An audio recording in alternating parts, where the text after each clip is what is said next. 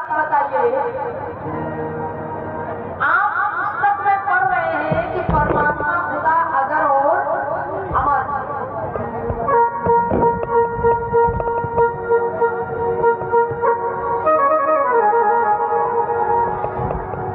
अब ध्यान दीजिएगा इधर पे।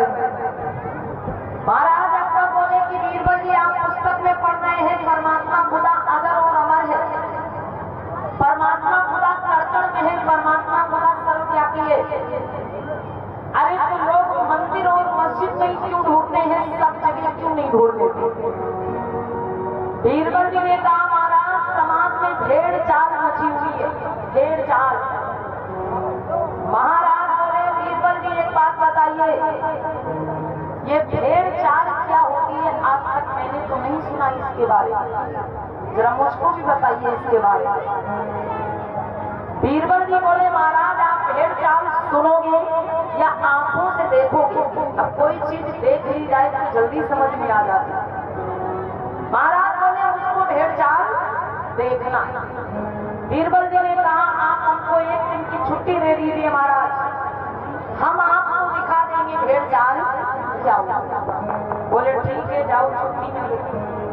माताओं बहनों, दूसरे दिन बीरबल जी दरबार में नहीं आए, एक मोची के घर पहुंच गए, मोची के घर, और 4-5 हाथ का लंबा सा जूता बनवा लिया, 4-5 हाथ का लंबा जूता, और ऊपर बढ़िया सोना चांदी जड़वा दिया। अब एक तो 4-5 हाथ का लंबा जूता और ऊपर से सोने चांदी से चमक रहा।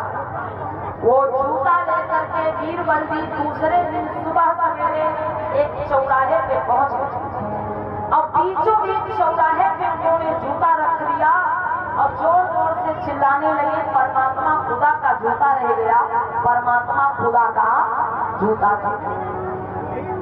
धीरे धीरे वहां पे लोग इकट्ठे होने लगे। लोगों ने देखा 4-5 हाथ का लंबा सा जूता पड़ा हुआ है, सोने चांदी से चमक रहा है। लोग बोले, बीरबल जी ये जूता आपको कहां से?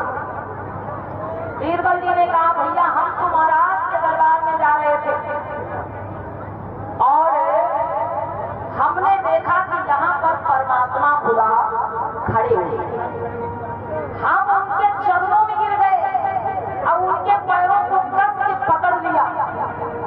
अरे वो तो गायब हो गए, लेकिन उनका एक जूता हमारे हाथ में ही